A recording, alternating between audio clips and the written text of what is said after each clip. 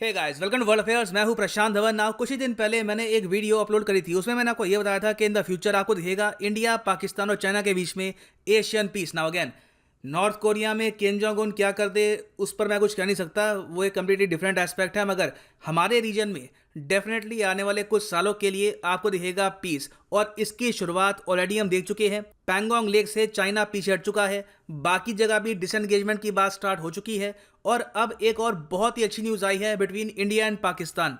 दोनों कंट्रीज ने यह कहा है कि एलओसी पर प्रॉपरली हम पीस मेंटेन करेंगे। नाउ अगेन, ये कोई रैंडम स्टेटमेंट नहीं है, ये एक जॉइंट स्टेटमेंट है इंडिया के डीजीएमओ की और उनके पाकिस्तान काउंटर पार्ट की। और इसका इम्प्लीमेंटेशन ऑलरेडी स्टार्ट हो चुका है। बॉर्डर में इस वक्त पीस है, कोई फायरिंग नहीं कर रहा और उम्मीद की जा रही है कि एटलीस्ट आने वाले 1-2 साल तक जो ये सीज फायर पे कमिटमेंट है ये बनी रहेगी। यहाँ पे आप देखेंगे इस पे आर्टिकल है, India Pakistan agree to stop all cross border firing. Now इस टॉपिक को समझने के लिए पहले आपको जानना होगा कि लाइन ऑफ कंट्रोल, यहाँ पे हम किस एरिया की बात कर रहे हैं। इंडिया पाकिस्तान की जो बॉर्डर है यहाँ से लेकर यहाँ तक, ये है प्रॉपर इंटरनेशनल बॉर्डर। इसके ऊपर की जो बॉर्डर है इसको हम कहते हैं लाइन ऑफ कंट्रोल। ये मैं आपको दिखाता हूं एक और मैप से। तो यहाँ पे आप देखोगे ये सारा रीजन वैसे इंडिया का है, मगर ये जो पार्ट है ये है पाकिस्तान ऑक्यूपाइड कश्मीर। पाकिस्तान ने इसको ऑक्यूपाई किया है और जो लाइन पाकिस्तान ऑक्यूपाइड कश्मीर और इंडिया की जो 2 यूनियन टेरिटरीज हैं लद्दाख और जम्मू एंड कश्मीर, इसको अलग करती है, ये है लाइन ऑफ कंट्रोल। याद रखिएगा इंडिया की बॉर्डर्स पे आज के समय 2 बहुत ही इंपॉर्टेंट लाइंस हैं। एक तो है चाइना के साथ लाइन ऑफ एक्चुअल कंट्रोल, फिर है पाकिस्तान के साथ लाइन ऑफ कंट्रोल। नाउ ज्यादा लंबी कौन सी है साइज में? ज्यादा लंबी है लाइन ऑफ एक्चुअल कंट्रोल, इसकी लेंथ हजारों किलोमीटर्स में है, वेयरएज लाइन ऑफ कंट्रोल इसकी लेंथ है रफली 776 किलोमीटर्स। नाउ क्वेश्चन यहाँ पर यह आता है कि जो ये टर्मिनोलॉजी है लाइन ऑफ कंट्रोल, ये वजूद में कब आई? क्या ये 1947 में बन गई थी? तो इसका आंसर है नहीं। 1947 में इंडिया और पाकिस्तान आज़ाद हुए एज 2 इंडिपेंडेंट कंट्रीज, मगर पाकिस्तान की जो ऑब्सेशन है कश्मीर को लेकर, इसकी वजह से with in a few months India Pakistan की वॉर स्टार्ट हो गई। जी हाँ, फर्स्ट इंडिया पाकिस्तान वॉर ये हुई थी 1947 में और ये चली अराउंड 1948 तक। नाउ इस वॉर में जो सीज फायर था ये करवाया था यूनाइटेड नेशंस ने। अब मैं आपको ये बता दूं कि इस पूरी वॉर पे आपको बहुत सारी बुक्स मिलेगी, ज़्यादातर बुक्स में आपको ये नंबर मिलेगा कैजुअलिटीज़ का। इंडिया की तरफ से करीब 1100 लोग वीरगति को प्राप्त हो गए, पाकिस्तान के 6000 से ऊपर सोल्जर्स मारे गए। हालांकि पाकिस्तान के लोग कहते हैं कि इसमें उनके ट्रेंड सोल्जर्स काफ़ी कम थे, ज़्यादातर जो ट्राइबल लोग थे जो उनकी तरफ से लड़ रहे थे वो मारे गए हैं। मगर इधर वे ये है यहाँ पर फिगर्स कैजुअलिटीज़ की। अब यूएन ने यहाँ पर इमीडिएटली सीज फायर अनाउंस कर दिया 1949 को और यहाँ पर बना दी यूएन सीज फायर लाइन। अब ये जो UN cease fire line UN ने बना दी, ये बाद में 1972 में बनी लाइन ऑफ कंट्रोल। तो यहाँ पे आप देख पाओगे ये तो है 1949 में यूएन के द्वारा बनाई गई UN cease fire line of 1949।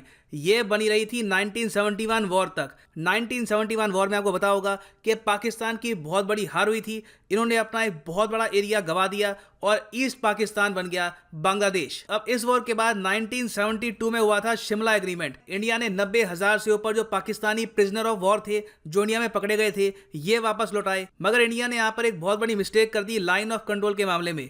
India ने यहाँ पर यह मान लिया कि जो UN cease fire line of 1949 है इसको हम मान लेंगे लाइन ऑफ कंट्रोल, जबकि उस टाइम अगर इंडिया चाहता तो लाइन ऑफ कंट्रोल जो बनानी थी वो थोड़ा सा आगे हम एक्सटेंड करके भी बनवा सकते थे, मगर ये अपॉर्चुनिटी इंडिया ने उस वक्त गवा दी। तो तब से लेकर अब तक अगर हम देखें तो ये है यहाँ पर लाइन ऑफ कंट्रोल और अब इसको हम यूएन सीज फायर लाइन नहीं कहते। नाउ लाइन ऑफ कंट्रोल और इंटरनेशनल बॉर्डर में फर्क काफी है। इंटरनेशनल बॉर्डर को हम प्रॉपर्ली रिस्पेक्ट करते हैं, वेयरएज लाइन ऑफ कंट्रोल को तोड़ पाना कोई इतना बड़ा इंटरनेशनल वायलेशन होता नहीं है। और इसलिए हम देखते हैं कि लाइन ऑफ कंट्रोल के आसपास बहुत फायरिंग होती है और इसमें एक पैटर्न भी देखा गया है।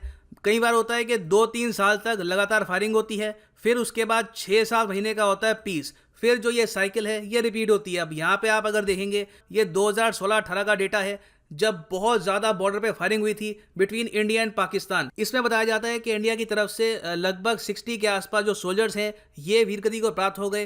पाकिस्तान कहता है कि ये नंबर एक्चुअली 90 के आसपास है। पाकिस्तान ने ये क्लेम किया है कि इनके यहाँ 67 सोल्जर्स मारे गए, मगर इंडिया कहता है कि जो एक्चुअल नंबर है ये है 240 के आसपास। और फिर आप रिसेंटली भी अगर देख लो तो 2020-21 में जब से आर्टिकल 370 हटाया गया है जम्मू कश्मीर से, तब से पाकिस्तान ने हैवी फायरिंग शुरू कर दी है लाइन ऑफ एक्चुअल कंट्रोल पर। और इस केस में भी आप अगर देखो तो दोनों कंट्रीज को नुकसान हुआ है, दोनों ही तरफ सोल्जर्स ने दिया अल्टीमेट सेक्रीफाइस और कई सिविलियंस भी मारे गए। अब जो ये लाइन ऑफ कंट्रोल पे फायरिंग होती रहती है, इसको देखकर कई बार आप सोचते होंगे यूएन कुछ करता नहीं है। आई मीन बेसिकली जो ये लाइन है इनिशियली तो बनाई थी यूएन ने, बाद में ठीक है शिमला एग्रीमेंट ने टेक ओवर कर लिया इस पर, मगर यूएन ने सिंस ये लाइन बनाई है तो इनको कुछ कहना चाहिए इसके बारे में।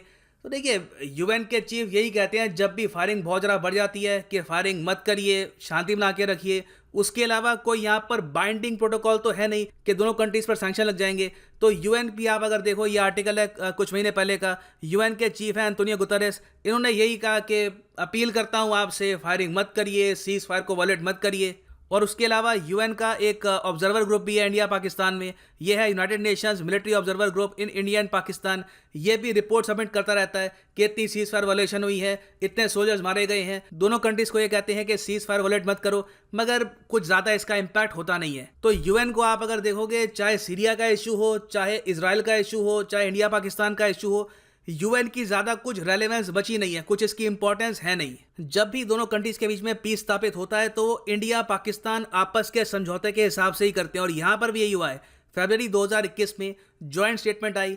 इंडिया के जो डायरेक्टर जनरल हैं of military operations lieutenant general Paramjit Singh, और पाकिस्तान की तरफ से जो इनके मेजर जनरल हैं नौमन जकारिया, इन्होंने एक स्टेटमेंट रिलीज करी और यहां पर यह कहा है कि जो 2003 में एक बहुत ही इंपॉर्टेंट एग्रीमेंट साइन किया गया था सीज फायर को लेकर, एलओसी पर बिटवीन इंडिया एंड पाकिस्तान, इसको स्ट्रिक्टली हम फॉलो करेंगे। जी हाँ, देखो लाइन ऑफ कंट्रोल के आसपास पीस बनाकर रखना है, ये तो शिमला एग्रीमेंट में भी लिखा है, मगर बाद में इंडिया और पाकिस्तान ने एक प्रॉपर कॉम्प्रिहेंसिव एग्रीमेंट साइन किया था जहां पर यह बात लिखी है कि लाइन ऑफ कंट्रोल पर हम फायरिंग नहीं करेंगे। यह एग्रीमेंट साइन हुआ था 2003 में under the prime ministership of Atal Bihari Vajpayee, और जब ये एग्रीमेंट साइन हुआ था दुनिया भर में लोग खुशियां मना रहे थे, लोग सेलिब्रेट कर रहे थे कि फाइनली दोनों जो ये न्यूक्लियर आर्म कंट्री है इन्होंने डिक्लेयर कर दिया है सीज फायर। ये न्यूयॉर्क टाइम्स का आर्टिकल है 2003 का कि India Pakistan forces agree ceasefire in Kashmir, और उस वक्त लोगों को ये लग रहा था कि अब इस एग्रीमेंट के बाद एक भी गोली नहीं चलेगी, but they were wrong, they were very wrong. मगर आज के समय जो जियोपॉलिटिकल समीकरण बन गए हैं बिटवीन चाइना, इंडिया, पाकिस्तान, उसमें अब एक के बाद एक पैटर्न दिख रहा है कि प्रॉपरली जो भी ये एग्रीमेंट है बॉर्डर पे शांति को लेकर, इसको एटलीस्ट 1-2 साल के लिए प्रॉपरली ऑब्जर्व किया जाएगा, और आने वाले समय में ना चाइना की तरफ से, ना इंडिया की तरफ से, ना पाकिस्तान की तरफ से बॉर्डर पे ज़्यादा एग्रेशन होगा। और इंडिया पाकिस्तान की अगर हम बात करें तो पिछले कुछ हफ्तों में हमने एक पैटर्न देखा है जिसमें साफ लग रहा है कि दोनों कंट्रीज के relation in the future improve होने वाले हैं। एक गुडविल जेस्चर तो हमने देखा इंडिया की तरफ से जब इंडिया ने अलाउ किया कि पाकिस्तानी पीएम अपनी श्रीलंका विजिट के लिए इंडिया के एयर स्पेस को यूज़ कर सकते हैं। यहाँ पे आप अगर देखोगे तो पाकिस्तान के जो पीएम है इमरान खान, ये हाल ही में गए थे श्रीलंका फॉर अ विजिट, तो इन्होंने यहाँ पर इंडिया का एयर स्पेस यूज़ किया और इंडिया ने यहाँ पे अलाउ भी किया है। हाँ, वो बात अलग है कि इमरान खान का प्लान ये था कि जो कश्मीर का इशू है ये रेस करेंगे श्रीलंका के पार्लियामेंट में, वो इंडिया ने डिप्लोमेसी के थ्रू ब्लॉक करवा दिया। मगर आप नोटिस करेंगे कि इवन दो इनको पार्लियामेंट में कुछ बोलने का मौका नहीं मिला, इमरान खान ने श्रीलंका में भी कुछ ज़्यादा बढ़ चढ़ के कश्मीर का इशू उठाया भी नहीं है। ये भी अपने आप में बहुत ही इंटरेस्टिंग था। उसके पहले आप अगर जाओ, पाकिस्तान के जो आर्मी जनरल हैं बाजवा, इन्होंने भी ये कहा था कि हम चाहते हैं कि हमारे आसपास जो भी कंट्रीज़ हैं इनके साथ पीस हो, और अब समय आ चुका है दोस्ती का हाथ बढ़ाने का। ये एक क्लियर मैसेज था इंडिया के लिए कि अब पाकिस्तान चाहता है कि हम पीस मेंटेन करके रखें। इसका रीज़न क्या है? देखो, रीज़न बहुत सारे हैं। सबसे बड़ा रीज़न तो ये है कि पाकिस्तानी मिलिट्री और जो इनकी सिविलियन एडमिनिस्ट्रेशन है, दोनों को समझ में आ गया है कि कश्मीर में जो होना था हो गया, इंडिया ने जो करना था कर लिया है, ये वापस चेंज होने नहीं वाला। कश्मीर में जो 4G इंटरनेट है ये भी रिस्टोर हो गया है। अब हम और देशों के जो एम्बेसडर्स हैं, जो ऑनवॉयस हैं, उनका हम टूर करा रहे हैं कश्मीर में, दिखा रहे हैं कि सिचुएशन नॉर्मल हो रही है। हमने ये भी कह दिया है कि इन द फ्यूचर ज़रूरी नहीं है कि कश्मीर को हम हमेशा यूनियन टेरिटरी बनाकर रखेंगे, जम्मू कश्मीर भविष्य में एक स्टेट फिर से भी बन सकता है। तो पाकिस्तान को ओवरऑल समझ में आ गया है कि कुछ ज़्यादा कर नहीं पाएंगे यहाँ पर ये। और फिर इस सब के अलावा अगर इन द फ्यूचर पाकिस्तान को अपनी आबादी का एक बहुत बड़ा हिस्सा प्रॉपरली वैक्सीनेट कराना है अगेंस्ट कोविड-19, तो उसके लिए इंडिया की पार्टनरशिप बहुत ही इंपॉर्टेंट है।